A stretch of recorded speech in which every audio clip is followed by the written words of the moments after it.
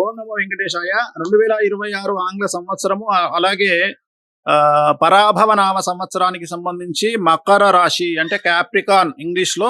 So, సంవత్సర ఫలితాలు ఎలా ఉండబోతా ఉన్నాయి చూద్దాము. ఉత్తరాషాఢ 2, 3, 4, శ్రవణం 1, 2, 3, 4, ధనిష్ట 1, 2 పాదములు, ఆదాయం 2, వ్యయం 8, రాజపూజ్యం 1, అవమానం 6. ఈ సంవత్సరము ఏ పని చేసినా బ్యాలెన్స్డ్‌గా చేయడం అనేటువంటిది ముఖ్యమైనటువంటి విషయము. సో, శుభాశుభ ఫలితాలు ఉంటాయి. 50% మంచి, 50% చెడు ఉంటుంది. ఒక నెల మంచిగా ఉంటే, ఒక నెల చెడుగా ఉంటుంది. ఒక నెల డబ్బులుంటే, ఒక నెల డబ్బులుండవు. ఒక నెల మంచి సమాజంలో మంచి పేరొస్తే, ఇంకొక నెల చెడ్డ పేరొచ్చేటువంటి అవకాశం ఉంది. సో, ఈ సంవత్సరం గనక తీసుకుంటే మకర రాశికి మిమ్మల్ని నమ్మిన వాళ్ళు మోసం చేసే అవకాశం కనిపిస్తా ఉంది. మీరు దేవుడు అని చెప్పి నెత్తిలో పెట్టుకున్న వాళ్ళు మిమ్మల్ని మోసం చేసే అవకాశం ఉంది. కాబట్టి వాళ్ళతోటి జాగ్రత్తగా ఉండండి. భార్యాభర్తల మధ్యన ఈ సంవత్సరం గొడవలొచ్చే అవకాశం ఉంది. ప్రేమికులైతే విడిపోయే అవకాశం ఉంది కాబట్టి జాగ్రత్తగా ఉండండి. కాంప్రమైజ్ అవ్వండి. కోపాన్ని తగ్గించుకోండి. సో, మరీ ముఖ్యంగా తీసుకుంటే ఈ సంవత్సరం గనుక తీసుకుంటే అవమానం అనేటువంటిది ఎక్కువగా కనిపిస్తోంది కాబట్టి, నమ్మిన వారి వల్ల మోసపోయే అవకాశం ఉంది కాబట్టి జాగ్రత్తగా ఉండండి.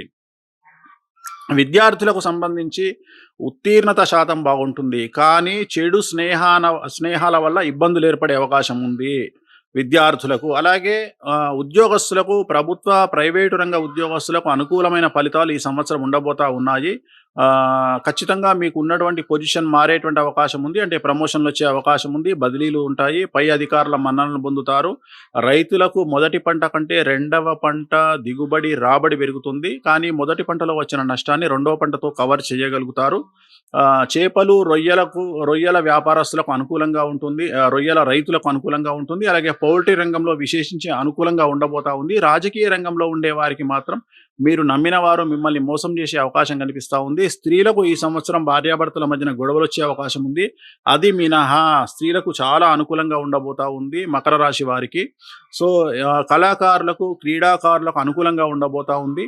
సో, ఆల్మోస్ట్ ఆల్ 90% అనుకూలంగా ఉన్నప్పటికీ ఓన్లీ మీకున్నటువంటి ప్రాబ్లం ఏమిటంటే రాహు కేతువుల సమస్యల వల్ల చిన్న చిన్న సమస్యలు, అంటే ముఖ్యంగా పార్ట్నర్షిప్ మధ్య, భాగస్వామ్య వ్యాపారుల మధ్యన గొడవలు, భార్యాభర్తల మధ్యన గొడవలు, ప్రేమికుల మధ్యన గొడవలు, ఇలాంటి సమస్యలు గోచరిస్తూ ఉన్నాయి. సో, దీనికి సంబంధించి మీరు ఈ సంవత్సరం చేసుకోవాల్సిన రెమెడీ ఏమిటి అంటే, శ్రీకాళహస్తిలో గురు దక్షిణామూర్తి వద్ద మీరు గురువుకు సంబంధించినటువంటి పూజా కార్యక్రమాలు నిర్వహించుకోవడము. అంటే అష్టోత్తరం అనేటువంటిది ఉంటుంది.